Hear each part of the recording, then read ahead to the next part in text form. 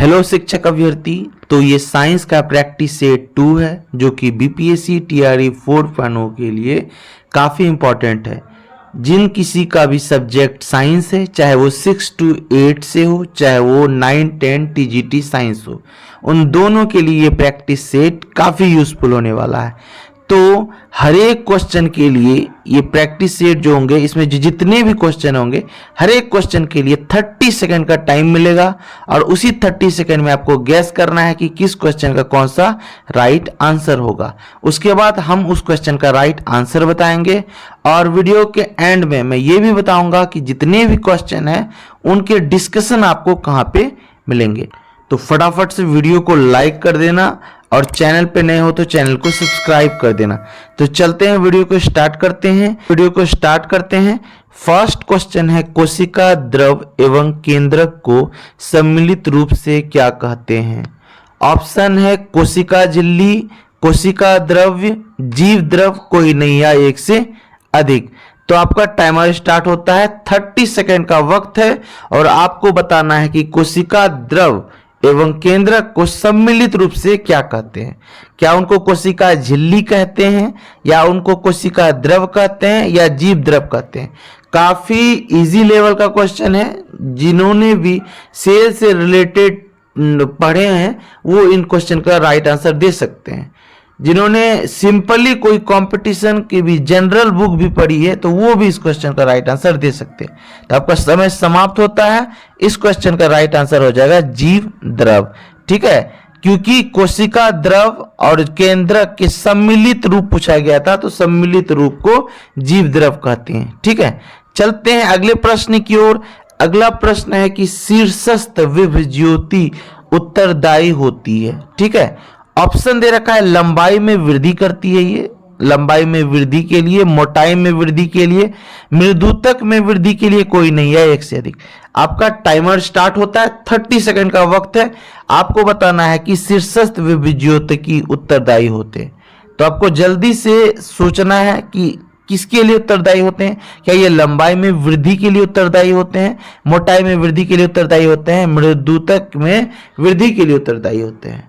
ठीक है, 11 सेकंड बचा है। आपको थोड़ा सा दिमाग लगाना है कि किसके लिए उत्तरदायी होता है। ठीक है, तो जैसे ही समय समाप्त होगा मैं इसका राइट आंसर बताऊंगा। समय समाप्त हो गया है। इस क्वेश्चन का राइट आंसर हो जाएगा लंबाई में वृद्धि के लिए होते हैं शीर्षस्थ विभवज्योतक। आपने पढ़ा है ना, जंतु ऊतक और पादप ऊतक होते हैं, विभवज्योतक और एक स्थायी ऊतक। तो वही विभवज्योतक के तीनों टाइप आपने अगर पढ़ के रखा था, ठीक है, एपिकल मेरिस्टम, इंटरकैलियरी, लेटरल, ठीक है, इन सब ये इंग्लिश नाम है, तो उन सब के बारे में आपने पढ़ के रखा है तो इसका राइट आंसर आप दे देंगे। चलते हैं अगले प्रश्न की ओर। और हाँ, कमेंट में आप लोग लास्ट में मैं ये आपसे रिक्वेस्ट करता हूं कि जो लोग भी टेस्ट को सीरियस होके दे रहे हैं, जिसका भी जितना नंबर आ रहा है, कितना क्वेश्चन गलत हो रहा है, कमेंट में जरूर बताइए कि आपका कितना सही हो रहा है, कितना गलत हो रहा है, और ये प्रोसेस सही है कि नहीं। 30 सेकेंड का जो टाइमिंग है वो सही है या बढ़ाएं या फिर टाइमिंग को घटाएं। ठीक है, तो नेक्स्ट क्वेश्चन है आपका, टेंडन का निर्माण होता है श्वेत तंतुमय ऊतक से, पीला तंतुमय ऊतक से, कंकाल संयोजी ऊतक से, कोई नहीं या एक से अधिक। आपका टाइमर स्टार्ट होता है और आपको बताना है कि टेंडन का निर्माण होता है किससे होता है? श्वेत तंतुमय ऊतक से, पीला तंतुमय ऊतक से, कंकाल संयोजी ऊतक से, कोई नहीं या एक से अधिक। ठीक है, आपने अगर लिगामेंट, टेंडन इन दोनों के बारे में पढ़ के रखा होगा, टिश्यू वाले चैप्टर का है ये। ठीक है, कनेक्टिव टिश्यू जब आप पढ़ रहे होंगे तो उसमें ये मिला होगा आपको। तो वहां से अगर आपने अच्छे से पढ़ाई किया है तो इस क्वेश्चन का राइट आंसर आप आसानी से दे देंगे, क्योंकि कोई हार्ड लेवल का क्वेश्चन नहीं था। ठीक है, तो इस क्वेश्चन का राइट आंसर हो जाएगा श्वेत तंतुमय ऊतक। जो टेंडन होते हैं वो श्वेत तंतुमय ऊतक से बने होते हैं और लिगामेंट पीला तंतुमय ऊतक से। ठीक है, जो लिगामेंट होते हैं, बोन प्लस बोन के जो जोड़ होते हैं उसको बोलते हैं, और बोन प्लस मसल्स जो होते हैं उसको टेंडन बोलते हैं। तो टेंडन जो होते हैं श्वेत तंतुमय ऊतक और लिगामेंट पीला तंतुमय ऊतक। चलते हैं नेक्स्ट क्वेश्चन। गाय बैल में होने वाले मेड काऊ बीमारी, जिसको बीएसई भी कहते हैं, के कारण है? प्रियन के कारण होता है, जीवाणु के कारण होता है, विषाणु के कारण होता है, कोई नहीं या एक से अधिक। समय 30 सेकंड का आपके पास। आपको बताना है कि गाय है या बैल है, उनमें जो मेड काउ रोग होता है वो किन के कारण होता है? प्रियन के कारण, जीवाणु के कारण, विषाणु के कारण, कोई नहीं या एक से अधिक। तो मोनेरा वाला चैप्टर अगर आपने अच्छे से पढ़ के रखा है, आपने क्लासिफिकेशन वाला भी चैप्टर अच्छे से पढ़ के रखा है, या आप स्पेशली डिजीज भी पढ़ के रखे हो, तो आप इसका राइट आंसर दे सकते हो। तो 3 सेकंड का वक्त बचा है, तो इस क्वेश्चन का राइट आंसर हो जाएगा आपका प्रियन। प्रियन के कारण ही जो होते हैं गाय बैल में BSE का कारण है या मेड काउ बीमारी के कारण है। अगला प्रश्न है कि एक अश्वशक्ति बराबर होता है। ठीक है, आपका ऑप्शन दे रखा है 1000 वाट, 746 वाट, 500 वाट, कोई नहीं एक से अधिक। 24 सेकंड का वक्त है। आपको बताना है कि हॉर्स पावर यानी HP, 1 HP में कितने होते हैं? 746, 500, 1000 वाट। ठीक है, तो इस क्वेश्चन का आपको जवाब देना है। बहुत ही हार्ड क्वेश्चन नहीं था। जनरली फिजिक्स आप पढ़ते हैं या फिर कंपटीशन के लिए कभी आप प्रिपरेशन भी किए हैं, आप अगर TRE के लिए स्पेशल साइंस पढ़ रहे हैं तो और भी अच्छी बात है। तो दोनों के लिए ये काफी इजी क्वेश्चन था। तो इस क्वेश्चन का राइट आंसर हो जाएगा 746। ठीक है, चलते हैं अगले प्रश्न की ओर। अगला प्रश्न है कि वर्षा की बूंदे गोलाकार होती है। ऑप्शन दे रखा है हवा में दबाव के कारण, पृष्ठ तनाव के कारण, तेजी से गिरने के कारण, कोई नहीं है एक से अधिक। 30 सेकंड का वक्त देते हैं और बहुत सारे लोग तो 2 सेकंड में ही इनका जवाब दे चुके होंगे, क्योंकि ये काफी इजी क्वेश्चन था। पर वर्षा की जो बूंद होती है गोलाकार किसके कारण होती है? ठीक है, लेकिन जिन किन्हीं के दिमाग में थोड़ा सा आंसर नहीं आ रहा है तो वो सोच के देखें, जरूर से जरूर आंसर आएगा। आप ऑप्शन को टर्मिनेट कीजिए, हटाइए, क्या नहीं होगा इसमें, क्या नहीं होगा, क्या नहीं होगा। इस प्रकार भी आप आंसर को चूज कर सकते हैं। आप एलिमिनेट करके भी आंसर को चूज कर सकते हैं और बहुत सारे स्टूडेंट ये मेथड यूज भी करते हैं। तो इस क्वेश्चन का राइट आंसर हो जाएगा वर्षा की बूंदें गोलाकार होती है पृष्ठ तनाव के कारण। पृष्ठ तनाव क्या है? Surface tension. ठीक है, चलते हैं अगले प्रश्न की ओर। अगला प्रश्न है आपका कि दूर संचार के लिए प्रयुक्त तरंगे हैं। ऑप्शन है दृश्य प्रकाश, सूक्ष्म तरंग, अवरक्त, कोई नहीं या एक से अधिक। इस क्वेश्चन का राइट आंसर आपको देना है। ये भी फिजिक्स से सवाल है, वेव वाले चैप्टर से है ये। आपको बताना है कि दूर संचार जो है, जो हमारे घरों में टेलीविजन देखते हैं, न्यूज वगैरह आती है, ठीक है, जितने भी दूर संचार हैं उनके लिए कौन सी तरंगे जो है रिस्पॉन्सिबल है। ठीक है, कौन सी तरंगे प्रयुक्त तरंगे। तो इस क्वेश्चन का आपको राइट आंसर देना है। ठीक है, ध्यान से सोचिए क्या होगा। ठीक है, तो इस क्वेश्चन का आपका राइट आंसर हो जाएगा, जैसे समय समाप्त होता है इस क्वेश्चन का राइट आंसर हो जाएगा आपका सूक्ष्म तरंगे। और एक बात मैं जो बता रहा हूं वो बात ध्यान दीजिएगा, अगर ऑप्शन में सूक्ष्म तरंग के साथ रेडियो वेव भी दिया रहे तो आप अगर दोनों रहे सूक्ष्म तरंग और रेडियो तरंग तो आप एक से अधिक का टिक आउट कीजिएगा। ठीक है, अगर दोनों में से कोई एक रहे, अगर रेडियो रहे सूक्ष्म तरंग नहीं रहे तो रेडियो मारना है, और अगर सूक्ष्म तरंग रहे तो ऑब्वियसली सूक्ष्म तरंग को ही टिक आउट करना है। चलते हैं अगले प्रश्न की ओर। अगला प्रश्न है निम्न में से सबसे अधिक उष्म क्षमता वाला है। ऑप्शन दे रखा है आपका लोहे का टुकड़ा, सोने का टुकड़ा, जल, कोई नहीं या एक से अधिक। 30 सेकंड का वक्त है, टाइमर आपका स्टार्ट हो चुका है। आपको गेस करना है कि उष्म क्षमता वाला है, वो भी सबसे अधिक उष्म क्षमता वाला। क्या आपका लोहे का टुकड़ा सबसे अधिक उष्म क्षमता वाला है? क्या सोने का टुकड़ा उष्म क्षमता वाला है? क्या जल है? या फिर ये सभी हैं या इनमें से कोई नहीं है? ठीक है, आपको सोचना है, थोड़ा सा दिमाग लगाना है और आपको इसका राइट आंसर देना है। ठीक है, और मैं बार बार बोलता हूं, अगर आपको सेशन अच्छा लगता है ना, ये अगर जो भी लोग सेशन को देख रहे हैं, सेशन अगर आपको अच्छा लग रहा है, ये system wise practice set, question, timing, तो आप वीडियो को लाइक जरूर कर देना, क्योंकि आप एक लाइक करते हो ना, इनसे मुझे मोटिवेशन मिलता है। ठीक है, लाइक करने में आपका कुछ नहीं घटेगा। ठीक, तो इस क्वेश्चन का राइट आंसर हो जाएगा जल। जो जल है इसका सबसे अधिक उष्मा क्षमता होता है। ठीक है, आप लोहे का टुकड़ा, सोने का टुकड़ा, इन सबको गर्म कीजिएगा, ये सब जल्दी गर्म नहीं होगा, जल बहुत जल्दी गर्म हो जाएगा क्योंकि इसकी उष्मा क्षमता सबसे अधिक होती है। चलते हैं अगले प्रश्न की ओर। अगला प्रश्न है कि पदार्थ का परमाणु सिद्धांत किसने प्रतिपादित किया। ऑप्शन दे रखा है एवोगाड्रो, डाल्टन, गैलुसाक, कोई नहीं या एक से अधिक। आपका समय स्टार्ट होता है टाइमर, और ये केमिस्ट्री से स्टार्ट हो गया आपका कोई प्रश्न। पदार्थ के परमाणु सिद्धांत के बारे में आपको बताना है कि कौन सा ऐसा वैज्ञानिक है, क्योंकि चारों ऑप्शन में वैज्ञानिकों के नाम दिए हुए हैं, ठीक है, और सारे ही केमिस्ट्री से ही हैं। तो आपको इस क्वेश्चन का राइट आंसर देना है विद इन 30 सेकेंड, जिसमें से आपका 9 सेकेंड बचता है और आपको दिमाग लगाना है जल्दी से। कोई हार्ड क्वेश्चन नहीं है, 9th क्लास का ही ये सवाल है। परमाणु सिद्धांत किसने प्रतिपादित किया था?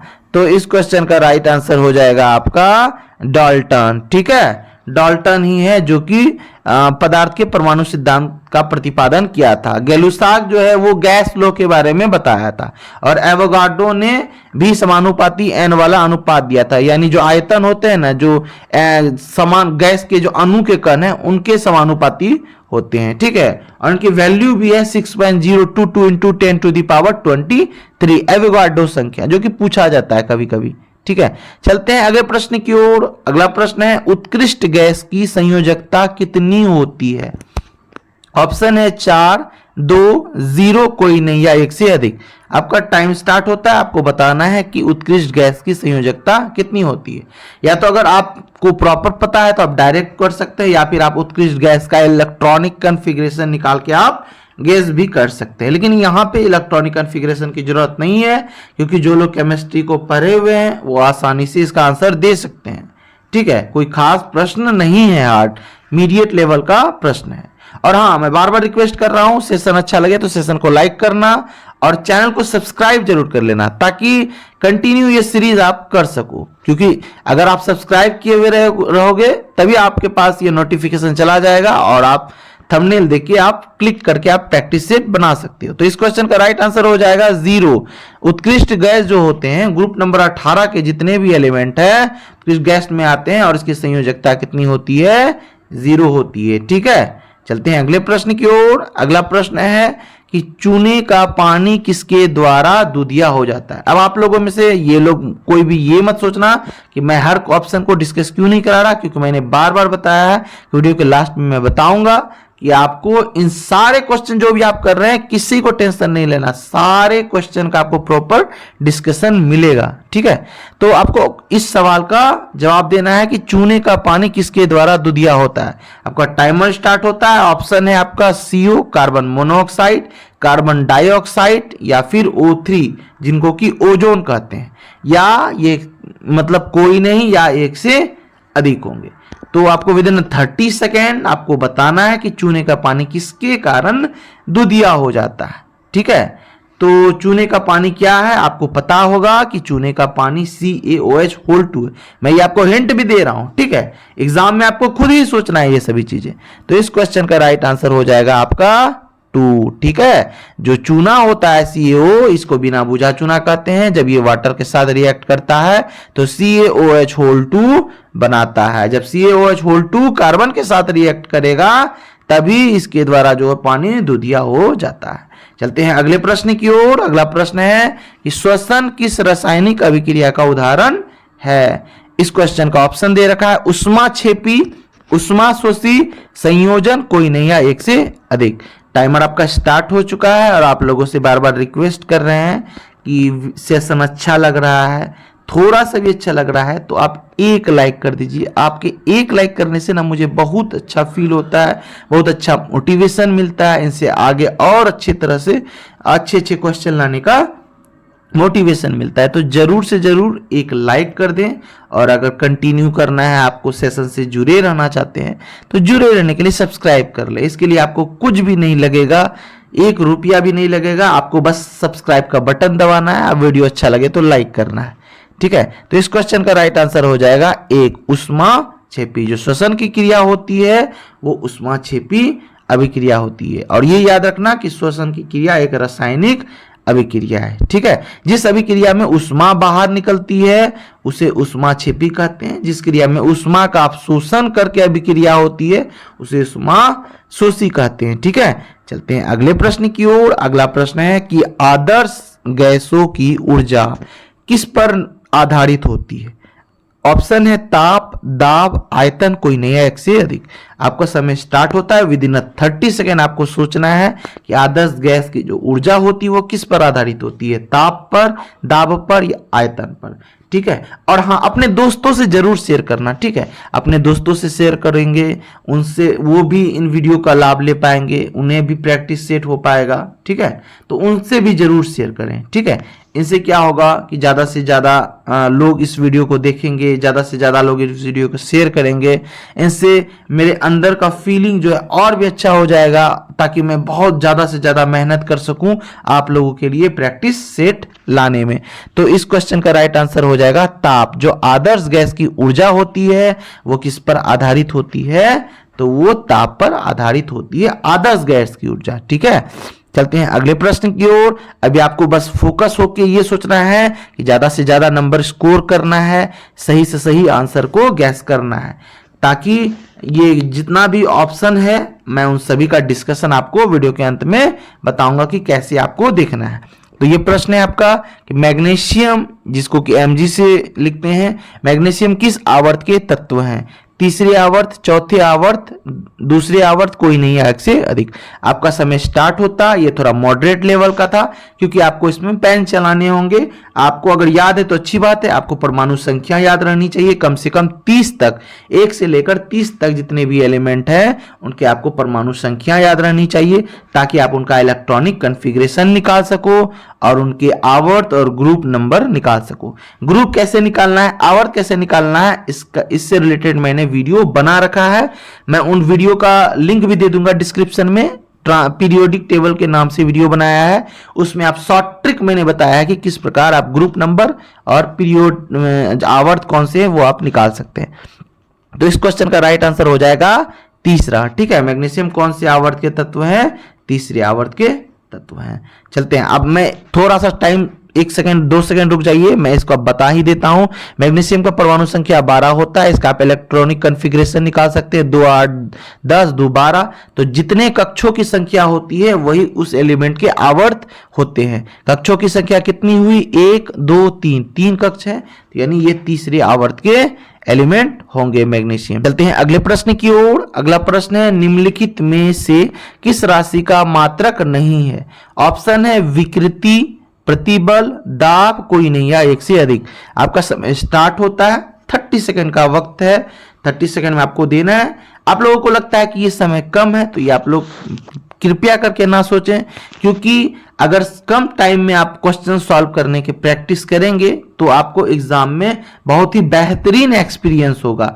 आपके पास अवेलेबल बहुत प्रॉपर टाइम रहेगा, ताकि आप किसी क्वेश्चन को डीपली सोच सकते हो जो क्वेश्चन आपको कंफ्यूजिंग लगेगा। तो अगर आप यहीं पे टाइमिंग लेना शुरू करोगे तो एग्जाम हॉल में हो सकता है कोई क्वेश्चन अगर आपको ऐसा दिख जाए तो आप ज्यादा टाइमिंग लोगे। तो इस प्रश्न का राइट आंसर हो जाएगा विकृति। जो निम्नलिखित में से जो पूछी गई थी किसकी राशि का मात्रक नहीं है, तो विकृति का कोई नहीं, क्योंकि आप प्रतिबल और दाब देखिए दोनों राशि का मात्रक होता है। ठीक है, तो लेकिन विकृति का नहीं होता है। चलते हैं अगले प्रश्न की ओर। अगला प्रश्न है कि तृतीय श्रेणी के उत्तोलक का सर्वोत्तम उदाहरण है। इस क्वेश्चन का ऑप्शन है मनुष्य हाथ, कैंची, प्लास, कोई नहीं या 1 से अधिक। समय स्टार्ट होता है, आपको विद इन 30 सेकंड सोचना है कि तृतीय श्रेणी के उत्तोलक का सर्वोत्तम उदाहरण क्या है।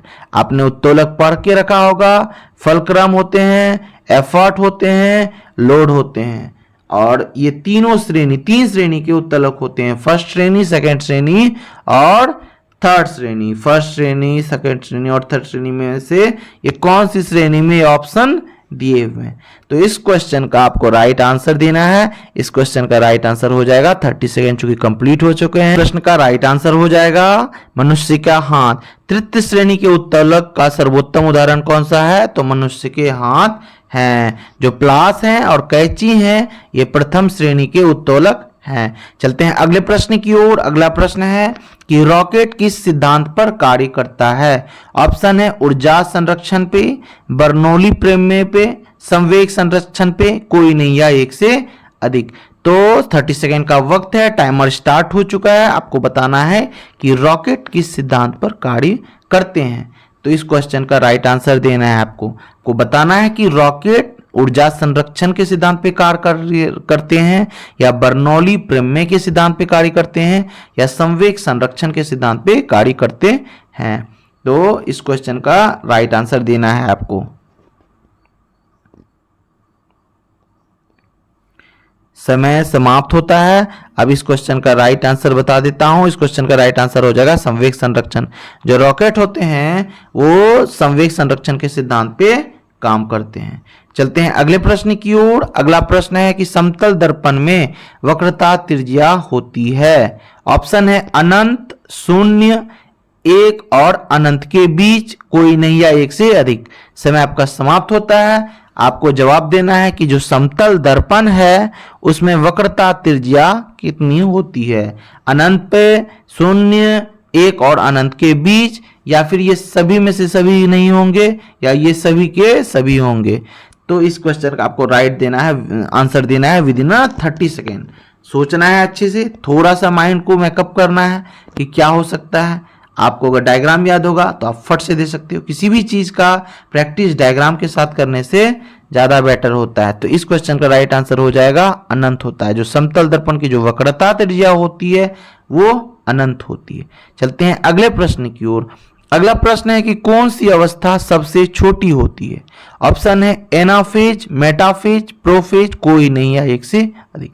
30 सेकेंड का समय स्टार्ट होता है। आपने कोशिका विभाजन वाला चैप्टर पढ़ा होगा। ये कोशिका विभाजन वाले टॉपिक में ही ये है। प्रोफेज, मेटाफेज, एनाफेज, इन सब के बारे में आपने पढ़ा होगा। कैरियोकाइनेसिस, साइटोकाइनेसिस पढ़ा होगा। कैरियोकाइनेसिस जब केंद्रक का विभाजन होता है, साइटोकाइनेसिस जब साइटोप्लाज्म का विभाजन होता है।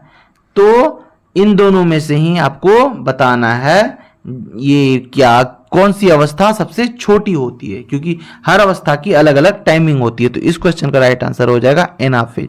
जो एनाफेज होती है इसकी अवस्था सबसे छोटी होती है।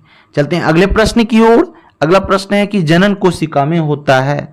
ऑप्शन है अर्धसूत्री विभाजन, समसूत्री विभाजन, क्रॉसिंग ओवर, कोई नहीं या एक से अधिक। आपका समय स्टार्ट होता है। फटाफट से आप इस क्वेश्चन का राइट आंसर देंगे कि जनन कोशिका में कौन सा विभाजन होता है। आपको पता होगा कि कोशिका में विभाजन होती है तभी वो आगे के कार्य कर पाते हैं, चाहे जनन वाले हो, चाहे गैमिट्स बनाना हो, या फिर कुछ भी हो।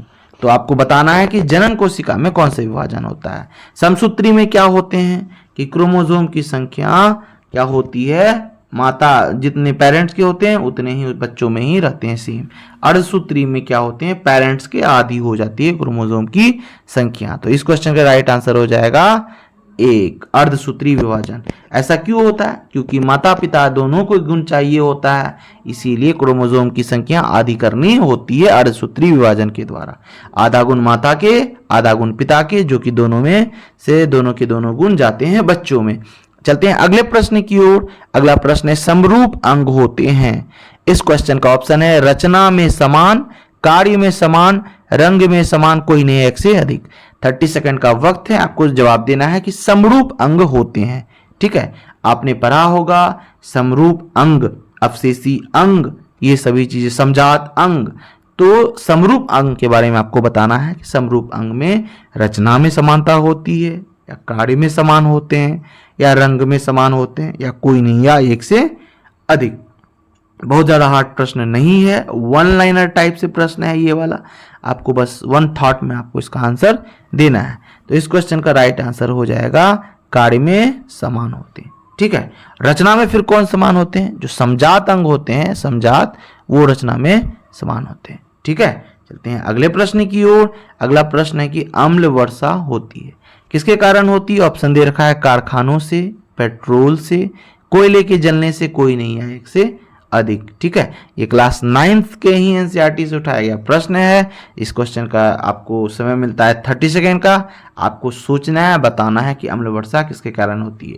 थोड़ा सा मॉडरेट लेवल का प्रश्न था ये, क्योंकि एनसीईआरटी से 9th क्लास के सोर्सेस वाले एनसीईआरटी से चैप्टर से उठाया गया है ये, और आपको बताना है कि अम्ल वर्षा किसके कारण होती है।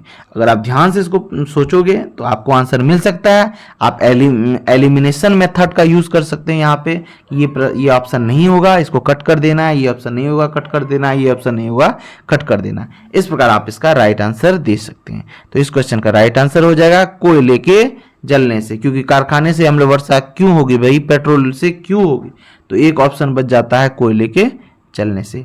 चलते हैं अगले प्रश्न की ओर। अगला प्रश्न है कि विद्युत जनरेटर किस प्रकार के ऊर्जा का परिवर्तन करता है। एकदम वन लाइनर प्रश्न है ये वाला भी, आपको फट से इसका आंसर देना है। आपका टाइम स्टार्ट हो जाता है, आपको बताना है। ऑप्शन दे रखा है यांत्रिक ऊर्जा, विद्युत ऊर्जा, प्रकाश ऊर्जा, कोई नहीं या एक से अधिक। आपको सोचना है कि विद्युत जनरेटर जो है किस प्रकार की ऊर्जा का परिवर्तन कर रही है, तो आपको पहले वाले ऊर्जा का नाम बताना है। ठीक है, ये मैंने आपको बता दिया, लेकिन ये चीज आपको एग्जाम में खुद सोचना है कि विद्युत ऊर्जा इसको कौन से ऊर्जा को जो है चेंज करती है। ठीक है, आपको सोचना है। ठीक है, तो पहली वाली ऊर्जा का नाम बताना है कि जो कि फिर दूसरी ऊर्जा में बदल जाती है। क्या वो यांत्रिक ऊर्जा है जिसका परिवर्तन करता है, क्या वो विद्युत ऊर्जा है जिसका परिवर्तन करता है। तो इस क्वेश्चन का राइट आंसर हो जाएगा विद्युत जनरेटर यांत्रिक ऊर्जा को बदलते हैं कौन से ऊर्जा में, तो विद्युत ऊर्जा में। चले, और ये सोलर प्लेट प्रकाश ऊर्जा को बदलते हैं विद्युत ऊर्जा में। तो चलते हैं अगले प्रश्न की ओर। अगला प्रश्न है कि सभी गैसों में एक निश्चित तापमान और दबाव पर समान मात्रा में अणुओं की संख्या समान होती है। ऑप्शन है आपका एवोगाड्रो सिद्धांत, गैलुसाक सिद्धांत, बॉयल सिद्धांत, कोई नहीं या एक से अधिक। आपका समय स्टार्ट होता है, आपको गैस करना है कि जो एक लॉ का नाम लिखा हुआ है आप समझ ही सकते हो, क्योंकि सारे सिद्धांत दे दिए हैं तो सिद्धांत का ही डेफिनेशन है। अगर आप जान रहे हैं कि किन सिद्धांत का डेफिनेशन ऊपर दे रखा है कि सभी गैसों में एक निश्चित तापमान और दबाव पर समान मात्रा में अणुओं की संख्या समान होती है। ठीक है, मैंने आपको एक हिंट देना है कि आप बस ये जानो कि इसका डिस्कशन मैंने पहले कराया अभी जस्ट प्रीवियस प्रश्न पे, बस आप इतना हिंट काफ़ी था।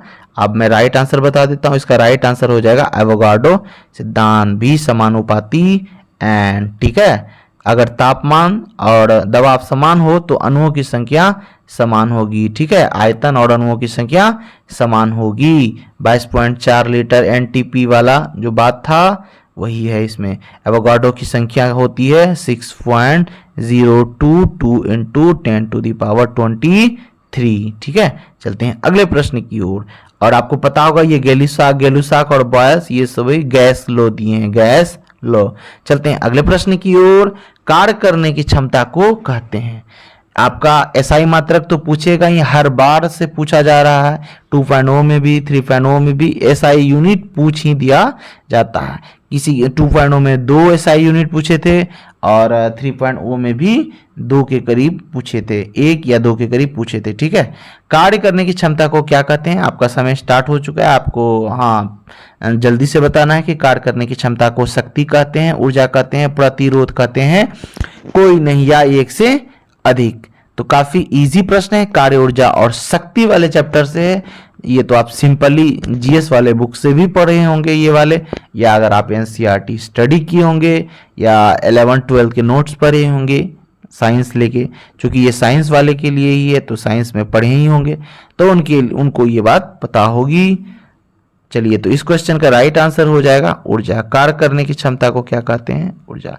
और कार्य करने की दर को क्या कहते हैं, तो शक्ति कहते हैं।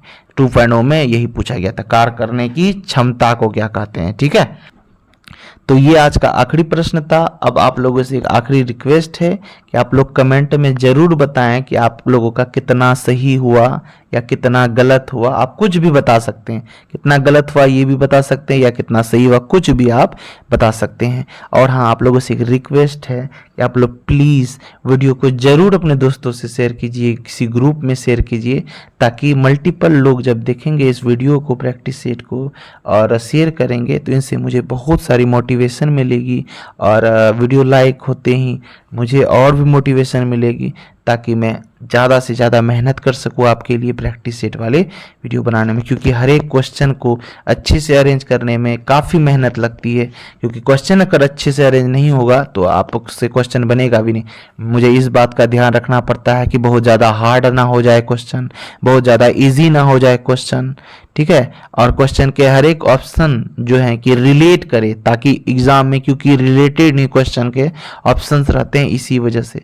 और हाँ, जितने भी आप लोग क्वेश्चन देखें ना, हर एक क्वेश्चन का आपको प्रॉपर डिस्कशन मिल जाएगा। वीडियो में मैं लिंक दे दूंगा, ठीक है। एक ही दिन में सारा नहीं मिलेगा, एक दिन में कुछ कुछ क्वेश्चन के आपको डिस्कशन मिल जाएंगे, एक दिन में कुछ कुछ क्वेश्चन के आपको डिस्कशन मिल जाएंगे। और टोटली जितने भी लेकिन आपने प्रश्न किए, हर किसी के डिस्कशन का मैं लिंक इस वीडियो के डिस्क्रिप्शन में दे दूंगा। वहां पे आप हर एक जितने भी क्वेश्चन अभी तक हमने किए सेट में, वो सब आपको अच्छे से डिस्कशन, एकदम बेहतरीन ढंग का डिस्कशन आपको मिल जाएगा। तो जाते टाइम आपसे एक रिक्वेस्ट है कि वीडियो को लाइक करके ही जाइएगा और अपने दोस्तों से जरूर शेयर कीजिएगा। मिलते हैं नेक्स्ट प्रैक्टिस सेट में।